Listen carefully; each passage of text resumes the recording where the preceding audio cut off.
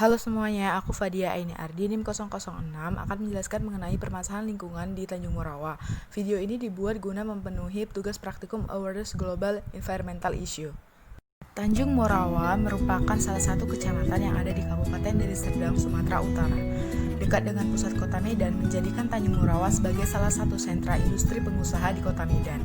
Banyak terdapat pabrik-pabrik, mulai dari pabrik non-pangan hingga pangan, sehingga banyak orang menyebutnya sebagai kota industri.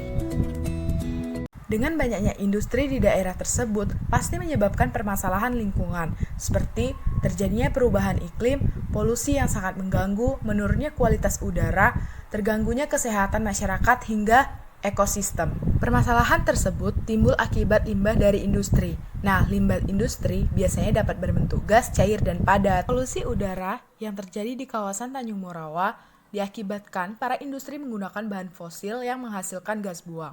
Limbah gas tersebut seperti CO, SO2, nitrogen dioksida, ozon, NH3 yang dapat menimbulkan gangguan kesehatan maupun lingkungan. Beberapa pengaruh limbah gas yang pertama yaitu gangguan kenyamanan dan estetika seperti munculnya bau, perubahan warna bangunan, gangguan visibilitas atmosfer. Yang kedua ada kerusakan pada tumbuhan, di mana hasil tanaman akan menurun dan juga dapat memberikan pengaruh berbahaya pada saluran pernafasan dan saraf pusat bagi binatang. Yang ketiga, kerusakan ekosistem akibat perubahan iklim, pemanasan global, di mana suhu akan meningkat dan meningkatnya permukaan laut sehingga menyebabkan pencairan es di daerah yang lebih dingin atau gunung es. Akibatnya, terjadi perpindahan bahkan hilangnya habitat bagi sebagian spesies hewan, tanaman baik yang di darat maupun di perairan, serta juga dapat diakibatkan oleh hujan asam, di mana gas berbahaya seperti nitrogen oksida dan sulfur oksida dilepaskan ke atmosfer selama pembakaran bahan bakar fosil, sehingga saat hujan tetesan air bergabung dengan polutan udara menjadi asam dan jatuh ke tanah dalam bentuk hujan asam yang dapat menyebabkan kerusakan besar pada manusia, hewan, dan tanaman. Yang keempat, ada gangguan kesehatan manusia seperti kekurangan oksigen dalam darah, merusak susunan hemoglobin, penyakit ispa, iritasi tenggorokan, kanker kardiovaskuler, dan penyakit pneumokinosis. Selanjutnya limbah cair. Limbah cair paling sering menimbulkan masalah lingkungan, terutama limbah cair yang mengandung zat beracun seperti arsen, sianida, kromium, raksa, timbal, seng. Nah, masalah yang ditimbulkan seperti kematian ikan dan moluska serta keracunan pada manusia dan ternak. Sedangkan untuk limbah padat dapat berupa lumpur yang terjadi dari proses produksi atau dari proses pengolahan limbah, sisa-sisa logam bekas kemasan, kerak, dan lain-lain.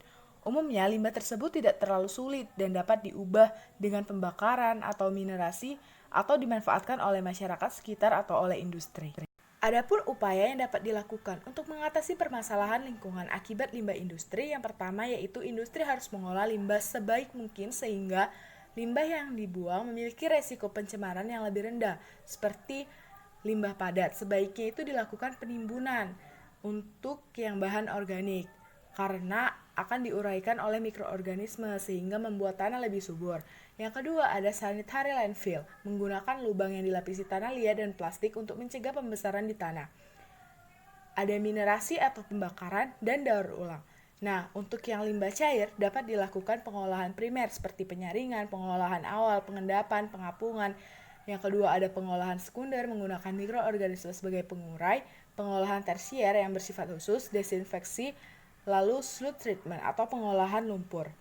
Selanjutnya yaitu untuk limbah gas, dapat melakukan pengontrolan emisi gas buang, menghilangkan materi partikulat dari udara pembuangan. Selain itu, lakukan penanaman pohon di sekitar pabrik dan lingkungan penduduk, karena pohon dapat menetralisir udara yang telah tercemar.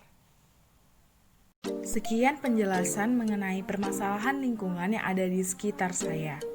Mohon maaf apabila banyak kesalahan dan terima kasih.